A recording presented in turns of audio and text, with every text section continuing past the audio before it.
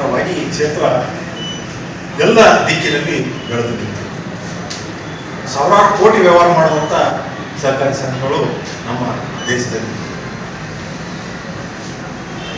1997ನೇ ಇಸ್ವಿ JH ಪಟೇಲ್ರು ಮುಖ್ಯಮಂತ್ರಿ ಇದ್ದಾಗ, SS ಪಾಟೀಲ್ ಮೊಂಡರೆಡ್ಡಿ ನಮ್ಮ ಸಹಕಾರ ಸಚಿವರಿದ್ದಾಗ ಸೌಹಾರ್ದ ಕಾಯ್ದೆ ಒಂದು ಹುಟ್ಟು ಹಾಕಿ.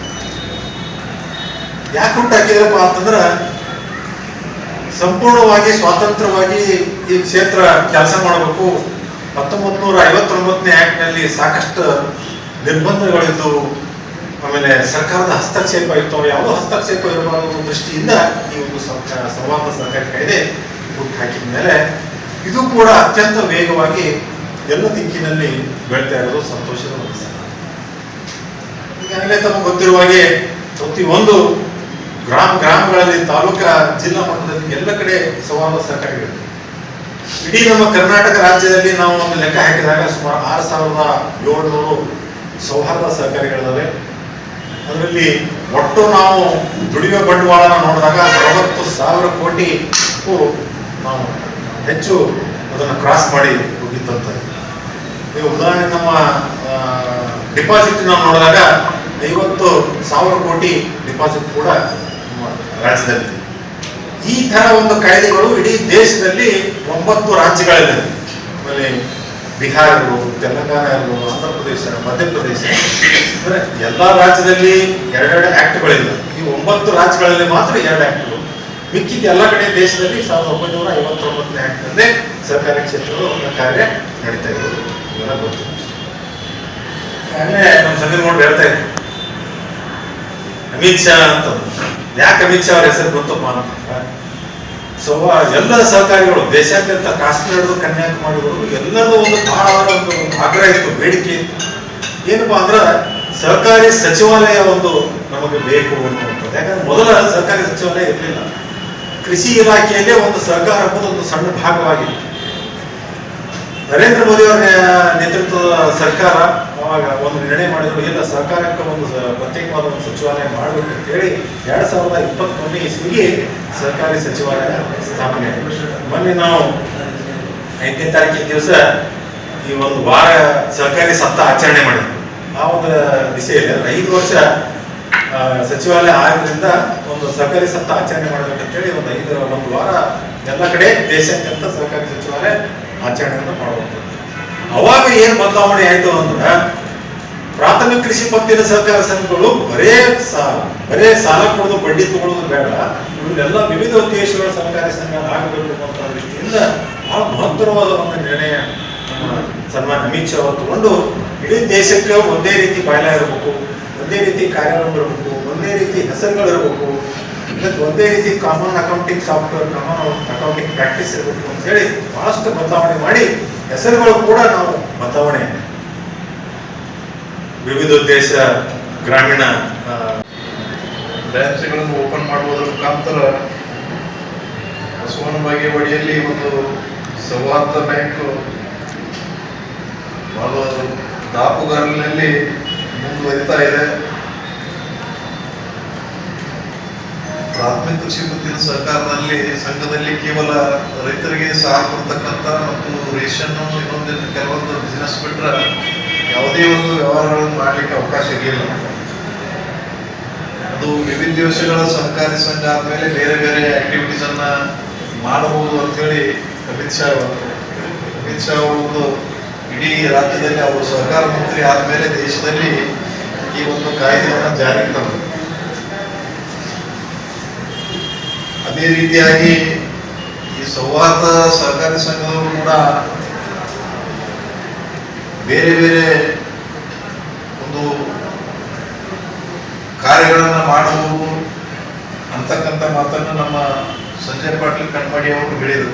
ಸಂಜಯ್ ಪಾಟೀಲ್ ಕಣ್ಮಡಿ ಅಂತ ನಮ್ಗೆ ಗೊತ್ತದ, ನಮ್ಮ ಹಿಂದಿನ ಸಂಸದರಾಗಿರ್ತಕ್ಕಂಥ BR ಪಾಟೀಲ್ ಕಣ್ಮಡಿ ಅಂತ ಹೇಳಿ. ಇವ್ರ ಅಪ್ಪನ MP ಇದ್ದು ಗುರುದೇವಿ ಸಾಹೇಬ್ ನಂತರ ಜನತಾದಳದಿಂದ ಅಪ್ಪರ MP ಇದ್ರು. ಆಮೇಲೆ ಬಸವನಗೌಡರು ಇವರೆಲ್ಲ ಬೇರೆ ಬೇರೆಯವರೆಲ್ಲ. ನಾನು ಈ ಆಡಳಿತ ಮಂಡಳಿಯಲ್ಲಿ ವಿನಂತಿ ಮಾಡ್ಕೊಳ್ಳೋದು ಏನಂದ್ರೆ, ತಾವು ಸಹಿತ ಬೇರೆ ಬೇರೆ ಒಂದು ಕಾರ್ಯಚಟುವಟಿಕೆಗಳನ್ನ ಮಾಡಬಹುದು ಅಂತಕ್ಕಂಥ ಒಂದು ಕಾಯ್ದೆ ನಮ್ಮಲ್ಲಿ ಇರುವುದರಿಂದ ಈಗ ಬೇರೆ ಸಹಕಾರಿ ಸಂಘ ಉದಾಹರಣೆಗೆ ಅರ್ಬನ್ ಬ್ಯಾಂಕ್ ಆಗಲಿ ಪ್ರಾಥಮಿಕ ಕೃಷಿ ಸಹಕಾರಿ ಸಂಘಕ್ಕಾಗಲಿ ಬಹಳಷ್ಟು ಕಾಯ್ದೆಗಳ ತೊಂದರೆ ಬರ್ತಾವೆಲ್ಲ. ನಿಮಗೆ ಹಂಗಿಲ್ಲ, ಸ್ವಲ್ಪ ಎಲ್ಲ ಏನು ಅಷ್ಟು ನಮ್ಮನ್ನ ಹಿಡಿದಿಟ್ಟಷ್ಟು ಕಾಯ್ದೆ ಕಾನೂನು ಒಳಗೆ ನೀವು ಅಳವಡಿಸೋದನ್ನ ಅಳವಡಿಕೆ ನಿಮ್ಗೆ ಆಗುದಿಲ್ಲ.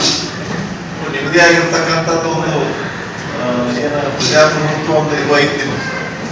ಸೊ ಅದಕ್ಕೆ ಸ್ವಾತಂತ್ರ್ಯ ಐತಿ ನಿಮ್ಗೆ. ನಮಗೆ ಹಂಗಾರೆ ನಾವು ಏನೇ ಮಾಡ್ಬೇಕಾದ್ರೆ ಇಲಾಖೆಯ ಒಂದು ಪರ್ಮಿಷನ್ ತಗೊಂಡೇ ನಾವೆಲ್ಲ ಮಾಡಬೇಕು. ಸೊ ಇಂಥ ಸಂದರ್ಭದಲ್ಲಿ ಬಹಳ ಆಕ್ಟಿವ್ ಒಂದು ಆಡಳಿತ ಮಂಡಳಿಯ ಒಂದು ಏನಪ್ಪ ಅಂತಂದ್ರೆ ಈ ಒಂದು ಕಮಿಟಿ ಅದ. ಅದ್ರಾಗ ಹೆಂಗಂದ್ರೆ ಎಲ್ಲಾ ಜನ ಇದು ಏನ್ ಬಸವಣ್ಣವ್ರು ಹೇಳ್ದಂಗ ಎಲ್ಲಾ ಸರ್ವಧರ್ಮ ಸಮ್ಮೇಳನ ಸ್ವಾಮಿಗಳು ಹಿಡ್ಕೊಂಡು ಎಲ್ಲಾರಲ್ಲಿ ಸಮಾಜದವ್ರನ್ನ ಇದ್ರಾಗ ಕೂಡಿಸಿರಿ.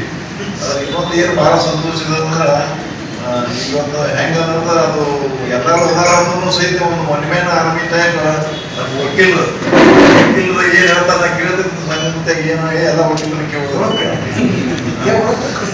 ಅದಕ್ಕೆ ನಾನು ವಕೀಲರ ಬಳಿ ಮನೆ ಬಳಿ ಹೋಗಿದ್ದೆ. ವಕೀಲರ ನಮ್ಮ ದುಡ್ಡದ ನಾವು ದೊಡ್ಡದೇವಿ, ಅದಕ್ಕೆ ನಿಮ್ಮ ಬುದ್ಧಿ ಅದ ಈ ದುಡ್ಡಿನ ಇದು ಹೆಂಗ ಮಾಡ್ಬೇಕು, ಯುಟಿಲೈಸೇಷನ್ ಹೆಂಗ ಅದನ್ನ ಉಪಯೋಗ ಮಾಡ್ಬೇಕು ಅಂತಕ್ಕಂಥದ್ದು ಹೇಳಿದಾಗ ಒಂದಿಷ್ಟು ಹೇಳಿದ ಕಾರ್ಯಚಟುವಟಿಕೆಗಳು ಇಂತಿಂತಾವ್ ಹಿಂಗೆ ಮಾಡ್ರಿ ಕಾಕ ನಿಮ್ಗೆ ಒಂದು ಒಳ್ಳೇದಾಗ್ತದೆ ಅಂತ ಹೇಳಿ. ನನಗೆ ಸಣ್ಣವ್ರು ಇರ್ಬೋದು ಒಂದು 15-20 ವರ್ಷ. ಆದ್ರೆ ಆ ವಿದ್ಯೆ ಅಂತಕ್ಕಂಥದ್ದು ಏನದಂದ್ರೆ ಅದು ಬಹಳ ಅಮೂಲ್ಯವಾಗಿರ್ತಕ್ಕಂಥದ್ದು ರತ್ನ. ಅದು ಎಲ್ಲೇ ಸಿಗಲಾಕ ಅದನ್ನ ನಾವು ಹುಡುಕಾಡಿ ತೆಗಿಬೇಕು. ಸೊ ಹಾಗೆ ವಕೀಲರು ಬೇರೆ ಬೇರೆ ಒಂದಿಷ್ಟು ಎಲ್ಲ ಹೇಳ್ಯಾರ ಏನೇನು ಮಾಡಬೇಕು ಮುಂದೆ ಇರೋದು ಅಂತ ಹೇಳ್ಯಾರ. ಸೊ ಆ ರೀತಿ ಸಹಿತ ತಮ್ಮ ಒಂದು ಸಂಸ್ಥೆಯನ್ನು ಕೂಡ ಉತ್ತರೋತ್ತರವಾಗಿ ಬೆಳೀಲಿ. ಅದರಲ್ಲಿ ನಮ್ಮ ರಾಜ್ಯ ಮಟ್ಟದವರೆಗೂ ಕೂಡ ಸರ್ಕಾರದ ವಿವಿಧ ಇಲಾಖೆಗಳಲ್ಲಿ ತಾವು ಸೇವೆಯನ್ನು ಸಲ್ಲಿಸಿದ್ರು. ಸುದೀರ್ಘ ಅವಧಿಯವರೆಗೆ ಅವರು ಸೇವೆಯನ್ನು ಸಲ್ಲಿಸಿದ್ದಕ್ಕೆ ನಾವು ಸಹಕಾರ ರಂಗದ ಒಂದು ನಮ್ಮ ಬಸವಣ್ಣ ಬಾಗೇವಾಡಿಯ ಗುರುತು ಅಂತ ನಾವು ಹೇಳ್ಕೋಬಹುದು. ಅದಕ್ಕೆ ಇವತ್ತು ಅವರ ಅತ್ಯಂತ ಸುದೀರ್ಘ ಸೇವೆಗೆ ಗೌರವಾರ್ಥವಾಗಿ ಇವತ್ತು ಸಹಕಾರ ರಂಗದ ಜೀವನ ಮಹಾಮಂಡಳದ ಅಧ್ಯಕ್ಷ ಆಗ್ಯಾರ. ಅದಕ್ಕೆ ಅವರು ಸಲ್ತಕ್ಕಂಥ ಗೌರವ ಅಂತ ನಾನು ಭಾವಿಸ್ತೀನಿ. ಇದು ನಮ್ಮ ಬಸವಣ್ಣ ಬಾಗೇವಾಡಿ ಕೂಡ ಹೆಮ್ಮೆಯ ವಿಷಯ. ರಾಜ್ಯ ಮಟ್ಟದ ಗುರುತಿಸುವಿಕೆ ಅದ, ಅದು ನಮ್ಮ ಮುಂದಿನ ಸ್ಫೂರ್ತಿ ಅಂತ ನಾನು ಅನ್ಕೊಂಡಿದ್ದೀನಿ. ಸುದೀರ್ಘ 35 ವರ್ಷಗಳ ವಿಶ್ವೇಶ್ವರ ಬ್ಯಾಂಕಿನ ಅಧ್ಯಕ್ಷರಾಗಿ ನಮ್ಮ ಎಲ್.ಎನ್. ಅಗರ್ವಾಲ್ ಕಾಕ ಅವರು ಸಹಕಾರ ಪ್ರಶಸ್ತಿ ಅವರು ಒಂದು ಸಂಸ್ಥೆಯನ್ನು ಗಟ್ಟಿಯಾಗಿ ಹಿಡ್ಕೊಂಡು ಯಾವುದು ನೋಡ್ಲಾರೆ ಸಂಸ್ಥೆ ಒಂದೇ ನಾವು ನೋಡಿ ಹೆಂಗೆ ಬಳಸ್ಬೋದು ಅನ್ನೋದಕ್ಕೆ ಉದಾಹರಣೆಯಾಗಿ ನಿಂತಿದ್ದಾರೆ. ಯಾಕಂದ್ರೆ ಕೆಲವೇ ಕೋಟಿಗಳ ಬ್ಯಾಂಕ್ ಅನ್ನು 100 ಕೋಟಿಗೆ ತಂದು ಬಸವಣ್ಣ ಬಾಗೇವಾಡಿ ಒಂದು ಅತ್ಯಂತ ಗೌರವಿತ ಬ್ಯಾಂಕು ಮತ್ತು ಅನೇಕ ಚಿಲ್ಲರೆ ವ್ಯಾಪಾರಸ್ಥರು ವ್ಯಾಪಾರಸ್ಥರಿಗೂ ಸಾಲವನ್ನು ಕೊಟ್ಟು ಸಹಕಾರ ಮಾಡಿ ಇಡೀ ಮಾರ್ಕೆಟ್ ಬೆಳವಣಿಗೆ ಆಗ್ಲಕ್ಕ ನಾವು ನಿಸ್ವಾರ್ಥದಿಂದ ಸೇವೆಯನ್ನ ಆ ಹುದ್ದೆಯಲ್ಲಿದ್ದು ಸಲ್ಲಿಸಿದ್ರು. ಅದು ಕೂಡ ನಮ್ಗೆ ಒಂದು ಅತ್ಯಂತ ನೆನಪಿನ ವಿಷಯ, ಅತ್ಯಂತ ಗೌರವದ ವಿಷಯ.